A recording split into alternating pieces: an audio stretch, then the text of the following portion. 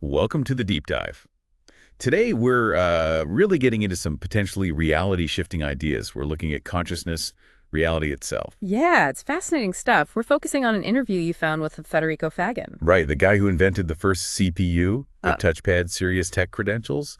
The interview was on the GN Global New WS channel. that's the one. Titled Exploring Quantum Information Panpsychism, Federico Faggin breaks it down. And that's what we're doing, breaking down his theory, quantum information panpsychism, trying to understand it for you. And his background is key here, isn't it? He's not just an armchair philosopher. He built things, foundational things, even worked on early neural nets. Exactly. So he comes at these big, almost mystical questions from a really practical systems thinking place. Which makes his perspective, well, pretty unique. So our mission today, Mm-hmm. unpack these ideas. Where did they come from for him personally?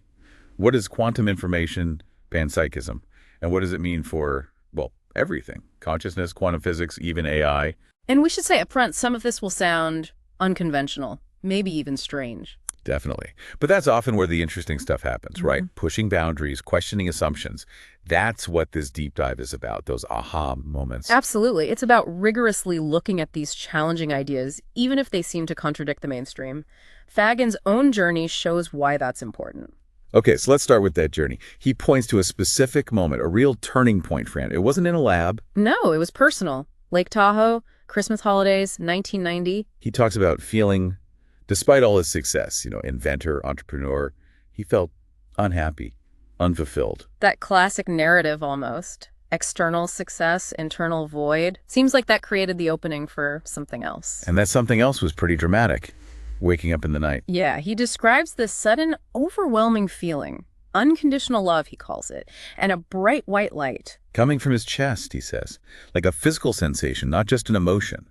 Really intense. And the description of his awareness is fascinating, too. He felt like he was both the observer and the observed. But still himself. Not like losing his identity. Exactly. Still Federico Faggin, but also experiencing this profound connection, this unity. It's a paradox you hear about in, well, certain kinds of deep experiences. And the insight he took from it was monumental. He said he realized this stuff, this love, this light, this is what everything is fundamentally made of. Wow. And it came with feelings of joy, peace. Yeah.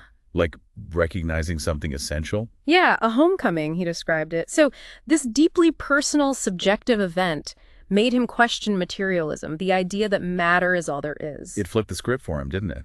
Maybe consciousness isn't just a product of matter. Yeah. Maybe it's the other way around. Precisely. That consciousness could be primary, a huge shift for someone trained in physics and engineering. And it wasn't just a fleeting thought. He says he then spent, 30 or 40% of his time trying to understand this? Right, through meditation, study. Yeah. Really dedicating himself to figuring out what happened and what it meant. That commitment is striking.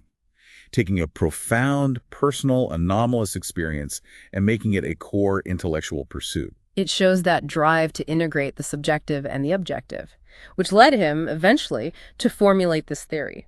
Okay, so let's get into the theory itself. Quantum information panpsychism. The core idea. Basically, our bodies are like biological machines, sophisticated ones, like drones is the analogy he uses. Drones, operated by what? Operated by a conscious quantum field. That's the leap. Consciousness isn't in the brain, not generated solely by neurons. So our experiences, the redness of red, the taste of coffee, the qualia, where are they? They exist within this field, according to Faggin, not located in the physical body. The body is the interface, the drone, but the experience itself is in the quantum field. And he argues this has to involve quantum mechanics, right? Classical physics just won't cut it for consciousness. Yeah, he thinks classical systems are deterministic, predictable in principle. Consciousness, with its subjectivity and apparent free will, seems to need something more. Something quantum. But he goes even further, saying it's not just quantum fields, but quantum information that's key. That's right. He points to work by Giacomo D'Ariano, an Italian physicist, What did D'Ariano show? that you can actually derive the rules of quantum physics from the principles of quantum information processing, starting with quantum bits or qubits. Okay, so quantum information might be even more fundamental than the quantum fields themselves. That's the idea. And Faggin collaborated with D'Ariano on this, published a paper, wrote his book, Irreducible. And their claim is pretty huge. It is. They think this approach could solve two massive problems at once. provide a real theory of consciousness, and finally settle how to interpret quantum mechanics. How does quantum information relate to inner experience? Faggin proposes that quantum information is the stuff that represents subjective experience, our feelings, our qualia. And free will. Where does that fit? He links it to the collapse of the wave function. You know, in quantum mechanics, you have possibilities, probabilities, then a measurement happens, and you get a definite outcome. The wave function collapses. Right, and nobody really agrees on why or how that happens. Faggin suggests that collapse is the physical manifestation of a choice being made by consciousness. It's free will acting at the quantum level. That's a radical idea. Linking a fundamental mystery of physics directly to consciousness and free will. Definitely radical. It turns the whole thing on its head. Okay, let's look at why he rejects the standard views, materialism, emergentism. The idea that consciousness just sort of emerges from complex brain stuff. He argues that emergence, especially for something as weird as consciousness, needs a quantum foundation. You can't get it just from classical parts interacting, no matter how complex. Like a super advanced classical computer, he'd say that still wouldn't be conscious. Correct. He sees the body as way more complex than that anyway, a quantum and classical machine. He uses an interesting point about cells, doesn't he? The part-whole thing. Yes, the holographic idea. Every cell has the blueprint, the genome, for the whole organism. Information about the whole is in the part. Unlike a computer chip. Right. A transistor doesn't know anything about the whole CPU's function. It just switches based on local signals. Biological systems seem to have this deeper integration. And he talks about why quantum effects are different in computers versus biological systems. In current computers, quantum effects are mostly noise, decoherence. They average out. But he suggests biological systems might harness quantum coherence in specific ways. He also emphasizes the difference between classical and quantum bits. Crucially, a classical bit is an abstraction. You can copy it perfectly. A quantum bit, a qubit, you can't. The no cloning theorem. Exactly. And measuring it disturbs it. Quantum information is fundamentally different. It can't be perfectly copied or shared like classical data. So his argument is, if consciousness and free will feel fundamental and irreducible, they can't arise from something entirely different like classical bits. That's the core of it. They need a quantum information basis. And he even flips the script on math, saying consciousness creates math, not the other way around. Yeah, another radical inversion. Math is a language consciousness uses to describe things, not the foundation from which consciousness springs. Okay, let's dive a bit deeper into this quantum information idea. You mentioned qubits. Right. Unlike a classical bit being just 0 or 1, a qubit can be in a superposition, a combination of both 0 and 1, with potentially infinite possibilities. Think of a point on the surface of a sphere, not just two poles. But when you measure it, It snaps to 0 or 1, you lose that superposition, and the measurement itself changes the state. And quantum mechanics only gives you probabilities for which outcome you'll get. never certainty beforehand for a single event. Nope. And that's where he brings back the wave function collapse and links it to free will, that seemingly random choice of outcome. He's saying that's not random, that's a conscious choice happening. Okay. And the link between quantum information and feelings. He contrasts it with classical info. Yeah, classical information is like text in a book, published, shareable, copyable. But your feeling of, say, sadness, that's private. You can describe it, but someone else can't directly access your feeling. It can't be copied. Right. He argues only quantum information with its non-clonable nature can represent that kind of private subjective experience. So the math, the representation, isn't the experience itself. The map isn't the territory. Exactly. He mentions Olivo's theorem, too, which basically says you can only get one classical bit out of a qubit measurement reliably. It hints at the richness hidden within the quantum state. All this points towards, what? A deeper reality. Yes. A level beneath our classical world where feelings, meaning the actual information, resides, and our space-time reality emerges from that. The metaphor he uses, consciousness as the writer. And space-time, the body, that's the book or the film being written, the writer is more fundamental than the story. That really reframes things.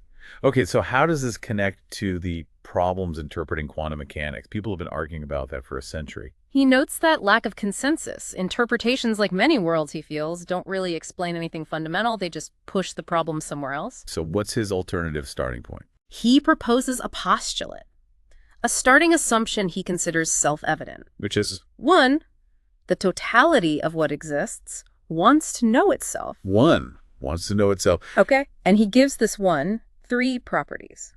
It's dynamic, changing, holistic, undivided, and it has this drive wanting to know itself. And the wanting and He connects directly to free will, wanting, and consciousness, knowing. He says these are self-evident because we experience wanting and knowing directly.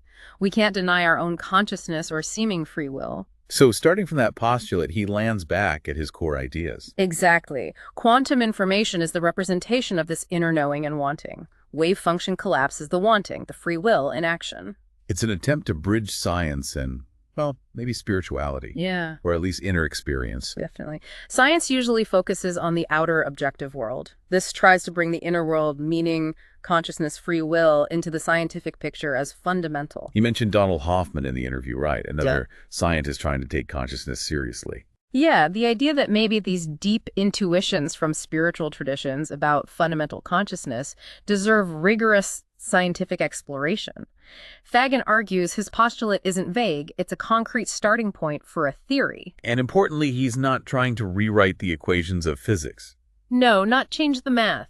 He's offering a new interpretation of what the existing math means, grounded in consciousness and quantum information. Okay, the big question for any scientific theory. Is it testable? Can you falsify it? He says yes. And he offers a really specific, quite startling prediction. Which is? That trees are conscious. Trees. Without brains. Without brains or nervous systems as we know them. He thinks consciousness is more fundamental than that structure, and he actually intends to try and design experiments to test this. Wow. If he could show that, yeah, that would completely overturn biology and neuroscience as we know it. Absolutely. It would prove consciousness isn't just an animal brain thing. He compares it to quantum entanglement, doesn't he? Something that seemed impossible but was proven experimentally. Right.